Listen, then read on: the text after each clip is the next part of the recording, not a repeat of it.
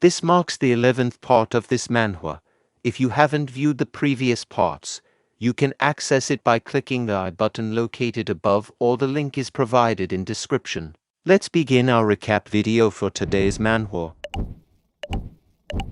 Kang and the rest gathered at the solitary training ground entrance, awaiting Woon's arrival. Kang informed Woon, "Our necessary preparations are complete." Expressing gratitude, Woon acknowledged, "Thank you all." Even Cho-yi and Cho-ha are present.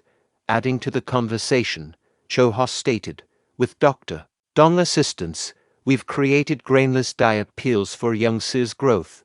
I hope they suit your taste." Woon assured Cho-ha, saying, "I'm sure they will." Shifting his attention to Cho-yi, Woon inquired, "Are you learning martial arts from director Kang?" "Let's spar after my solitary training."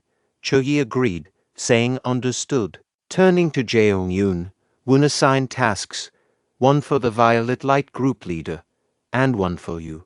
Seek her assistance upon her return from the western region. Jaeong-yoon affirmed, "I receive your orders." Internally, he speculated, the 7-star pill's location should be on the other one. Upon reaching the training ground entrance, Woon bid farewell, "Stay safe, everyone." Their collective response echoed, "We pray for Young-seo's success. We pray for his martial fortune." Descending the stairs, Woon reflected, "Whether in this life or the last, my first solitary training, missing the sky and mountains, birds, and butterflies is saddening, but it can't be helped. To become the junior cult leader, I must surpass my Myeong-gak." Observing the room layout, he noted, "This is it. No worries about water, and martial uniforms are meticulously prepared." Contemplating the grainless diet pills, he wondered, "Should I give them a try?" The grainless diet pills leave a refreshing sensation in their mouths, surprising Woon that were not unpleasant, contrary to the common belief that they taste bad. The necessity for those clothes is no more. External arts will be practiced during the day, while internal arts will be the focus at night. Those adrift lack awareness of their path's end. Understanding oneself and desires is crucial, but for him, that knowledge is unnecessary, having already glimpsed his destination. Born from dirt and returned to dirt, he've come back once more. All paths converge into one. A diverging path is but a mirage. Walking two paths simultaneously is impossible. The next path can only be trodden by observing the current one. Approaching 14, his age is merely the age of body. Growth stems from enlightened minds, transcending death. Even the heavenly demon can't traverse beyond death. Following Myeong-woon's solitary training, the western quarters and Naksan Manor locked their doors as intended.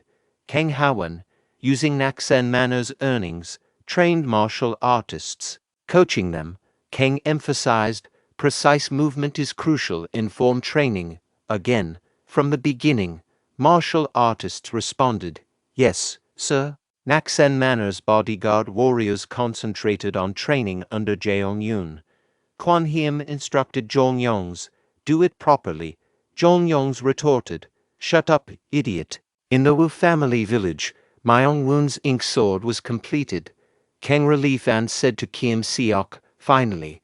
Kim Seok credited the precious ink iron for the sword's quality. He then asked Kang, "Shouldn't Young-seo be the first to draw this?" Kang replied, "Indeed." A year into Myeong-woon's solitary training, Sima Jin questioned his servant. "Seventh son entered solitary training last winter." The servant confirmed, "That's correct." Sima Jin, with curiosity, inquired, "Has it truly been a whole year already?" The servant, lacking specific information, responded, he didn't provide details on the duration of his intended solitary training. Sima Jin, delving into Myeong-woon's mindset, mused, "So, he doubted the adequacy of his martial skills at this age?" Contemplating the passage of time, she wondered aloud, "How much has he grown during this past year?" Concerned for her well-being, the servant suggested, "You must be fatigued from your journey. It would be wise to rest for a few more days." Sima Jin, displaying resilience, declined, stating, "No, a single day of rest suffices." Now, are there any other notable events that have transpired? The servant, becoming the bearer of news, shared. In the spring, elder Jin of the esteemed Daksujin clan departed, and the second son faces hardships and his Daviate conquest. Sima Jin, struck by the sudden change in health of someone once robust, reflected silently, a person so hale and hearty just a year ago, and now, seeking clarification, she inquired about elder Jin's cause of death. The servant, relying on available information, reported, as far as is known, it is attributed to old age. Sima Jin, detecting a subtle discrepancy, attempted to delve deeper into her thoughts, but was abruptly interrupted by another servant, who informed her, group leader, the director of Naksan Manor, awaits outside. Sima Jin, intrigued, questioned, the director of Naksan Manor, and who might that be? The servant responded, she identifies herself as Myeong-un. She mentioned carrying a letter from the seventh son. Sima Jin, sensing a strategic waiting period, thought to herself, it appears they anticipated my return. She then instructed, tell her to enter. As Myeong-un entered, she greeted with formality. Naksan Manor's director Myeong-un extends her greetings to the esteemed Violet Light group leader. Sima Jin, acknowledging the formalities, questioned, so you bear a letter from the seventh son? Myeong-un confirmed, indeed, that is correct. As Sima Jin perused the contents of the letter, she inquired further, he seeks assistance in establishing a merchant group. Myeong-un respectfully responded, yes, during his ongoing solitary training, he entrusted me with the task of seeking aid from the group leader and the esteemed Northwest Merchant Group. He expresses regret for not being able to make this request in person due to your absence in the West. Internally, Sima Jin acknowledged, a truly charming child she is, understood. Monthly visits to Naksan Manor for collection. Information will be conveyed through ASO. Myeong-un expressed gratitude, saying thank you. Sima Jin, recognizing the challenge ahead, commented, establishing a merchant group is no simple feat. Follow my instructions diligently. Myeong-un assured, I will adhere to the group leader's guidance. Reflecting on the passage of time, 449 days had elapsed since Woon commenced solitary training. Woon, contemplating the peculiar yin-chill ground channel, ruminated, I anticipated yang energy, not chilling yin true ki flowing beneath Naksan Manor. These key openings on my head. Chilling yin true ki courses through my 100 convergence pathway and front crown pathway.